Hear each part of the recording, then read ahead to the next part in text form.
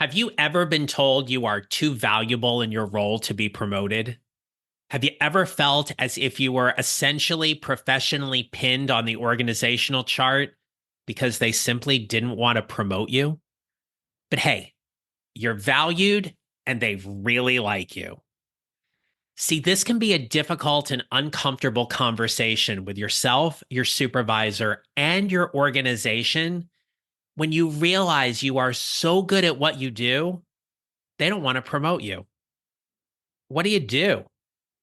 In this episode, I'll share 5 strategies to help you recognize when you are in a value trap and what to do to get out of it so you can be promoted and find that job you love as you build your mid career GPS.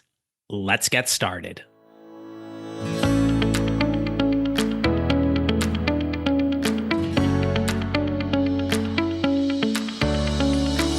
Hello, my friends. This is the Mid-Career GPS podcast, and I'm your host, John Nerrill. I help mid-career professionals like you find a job they love or love the job they have using my proven 4-step formula. Let me begin by saying that if you are in a value trap, it's not the end of the world.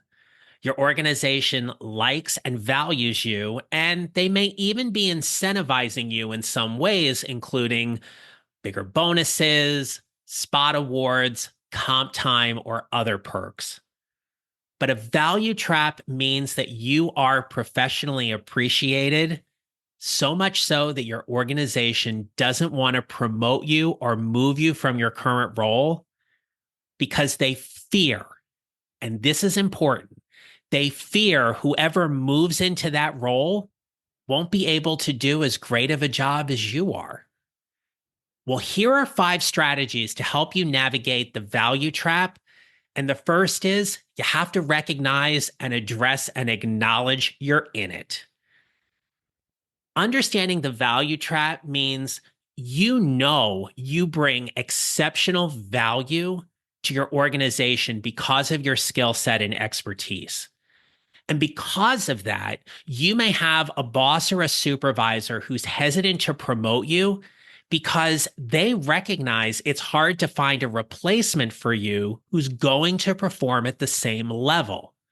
So if you believe you're in a value trap, you may want to start delegating some of your responsibilities to your team and start documenting some processes so you're putting the groundwork in place for a succession plan.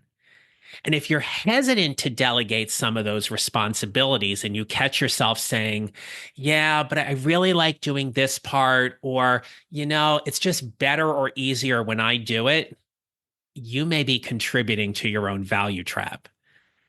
You are 100% responsible for your career. And that means being keenly aware of your brand and reputation and how your organization sees you.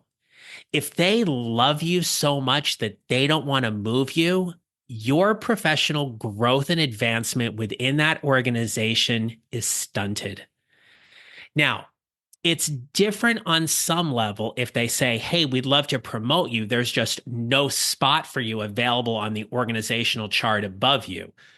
I want to offer that's an opportunity to get really curious and figure out, okay, is it because I'm so valuable in this role, or literally you're not willing to open up a position for me? You have to decide at that point if you want to stay in the value trap or you want to get out of it. Either option is fine depending on your circumstances, but the first thing is you got to know when you're in it. The second strategy is how to communicate your career goals proactively. And you're going to do this by having proactive career conversations with your manager or supervisor, as well as networking internally about your career aspirations. And most importantly, what's your timeline? It's one thing for you to say, hey, I've been doing this job for a while, and I know I'm demonstrating the necessary skills and competencies, especially at the level above me.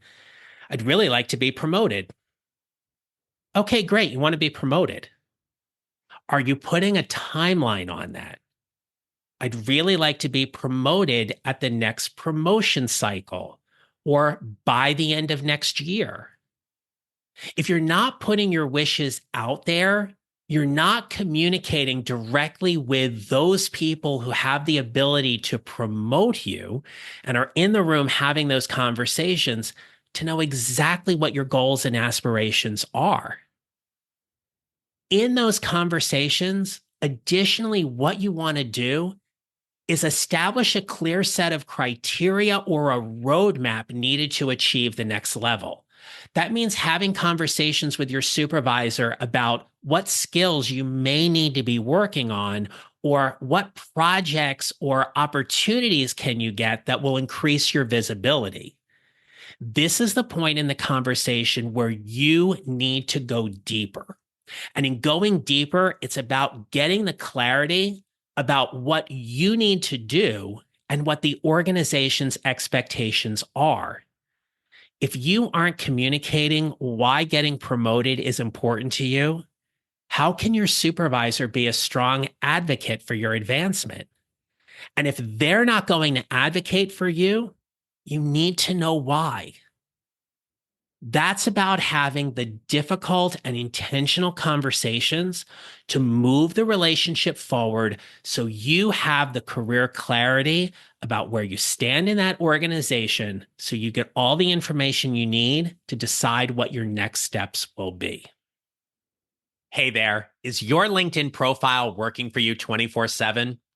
For many mid-career professionals, optimizing their LinkedIn presence isn't a priority until they start job hunting or networking and realize it's important. If you're feeling the pressure to make your LinkedIn profile stand out to recruiters and hiring managers, I'm here to help. Would you like me to review your LinkedIn profile? This is your opportunity to receive my expert feedback. I'll show you exactly what changes can attract more recruiters and hiring managers, identify areas for improvement, and guide you in optimizing your profile. This will boost your professional brand and increase your chances of landing more job interviews, expanding your network, and elevating your professional presence. For a limited time, spots are available for a personalized LinkedIn profile review for just $50. For more details, check the show notes or visit my website at johnneral.com/courses. Now, let's dive back into the episode. My third strategy to help you get out of the value trap is to expand your influence beyond your current role. Where can you take on cross-functional projects? Where can you participate or lead projects that get you involved with different departments to showcase your talent, your leadership, and your versatility? The goal here is ultimately to increase your visibility so more people get to know how incredibly awesome and talented you are in your role. Additionally, put time on your calendar to network internally within your organization. Who are the people you want to get to know? Who are the stakeholders, the higher ups, the people who are well regarded in your organization that if you can make a connection with them, they will get to know you, and ultimately you begin to gain advocates for your promotion. My fourth strategy for you is to continually professionally develop yourself. Start developing new skills and expertise. And to do that, you're going to upskill or obtain a new certification or education that is relevant and a value add, if you will, to that desired promotion. Now, one of the ways you can do this is to ask your company to send you to a conference, obtain an additional certification or a workshop. If your company has a professional development benefit, use it. If it doesn't, you can still ask. But when you ask, explain to your supervisor the benefits that everyone will gain by you attending this conference or getting this certification. Oftentimes, there are some discretionary funds that you can access in order to get that additional benefit. Look, when companies provide you or allow you to obtain an additional certification or additional graduate credits, sometimes they come with a contingency clause about how you have to stay a year or maybe a little bit more. That's okay. At The out of that usually is you just have to pay them back. But what can you gain by asking, hey, this is a skill I want to learn. Let's invest in my professional development here. Additionally, the same thing applies to mentorship and coaching.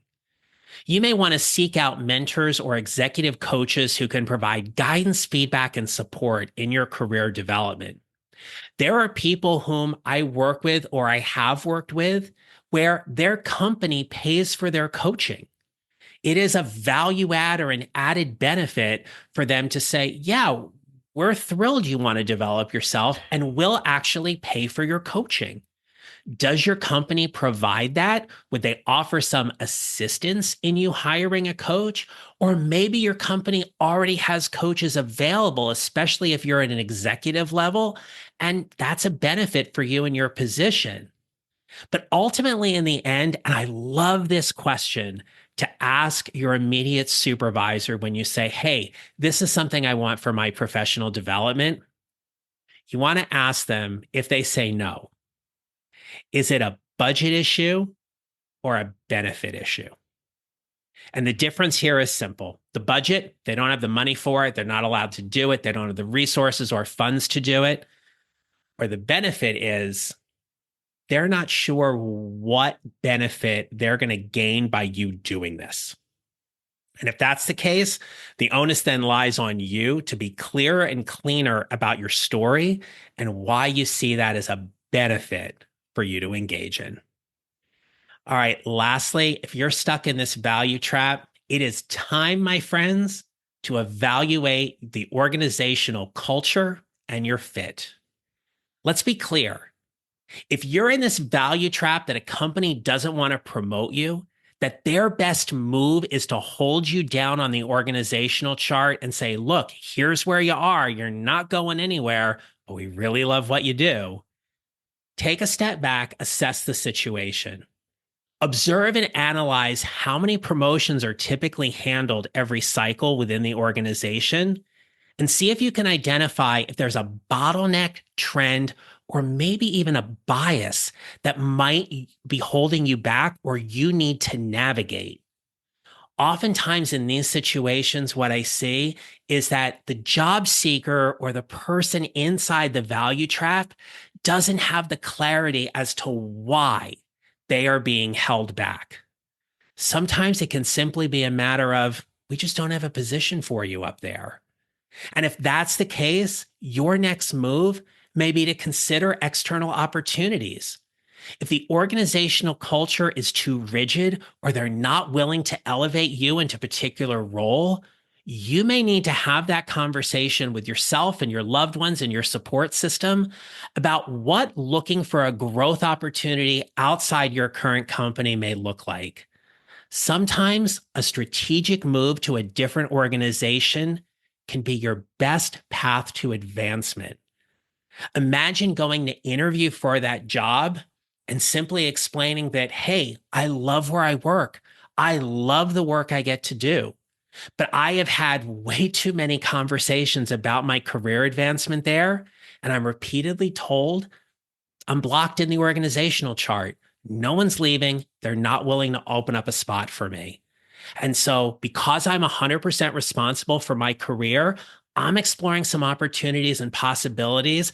And if this is a great fit between us, I'd love to come, and here's how I'm going to help you.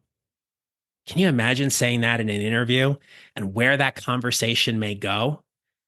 Again, this is about you having the career clarity and the confidence to talk about exactly what it is you want at this particular stage in your career.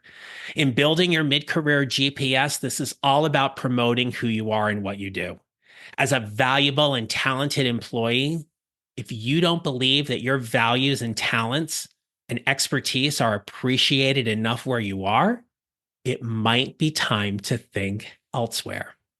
Or it's very simply a time to have a clearer conversation with your boss or supervisor about what your timeline and expectations are for being promoted. There's no threats here. We're not showing all of our cards to jeopardize our current position in any way, but have that honest conversation with yourself. you may just get more clarity about what your next move's going to be. So in wrapping up, here were the 5 strategies I shared today to help you get out of that value trap. Strategy number 1 was simply about recognizing and acknowledging and addressing you're in a value trap. Number 2 was about communicating your career goals proactively. The 3rd was expanding your influence beyond your current role. Number 4 was about developing new skills and expertise. And number 5 was evaluating the current organizational culture and your fit inside of it. I hope this is helpful, but if there's one thing I want to leave you with, it's this. If you're in a value trap, you're still in a good spot. You are well liked. They don't want to lose you. It's just a matter of how do your career goals and ambitions fit and align while you're in that value trap. So remember, my friends, you will build your mid-career GPS 1 mile or 1 step at a time, and how you show up matters. Make it a great rest of your day. Thank you for listening to the Mid-Career GPS podcast. Make sure to follow on your favorite listening platform. And if you have a moment, I'd love to hear your comments on Apple Podcasts. Visit johnneral.com for more information about how I can help you build your mid-career GPS, or how I can help you and your organization with your next workshop or public speaking event. Don't forget to connect with me on LinkedIn and follow me on social at John Neral Coaching. I look forward to being back with you next week. Until then, take care, and remember, how we show up matters.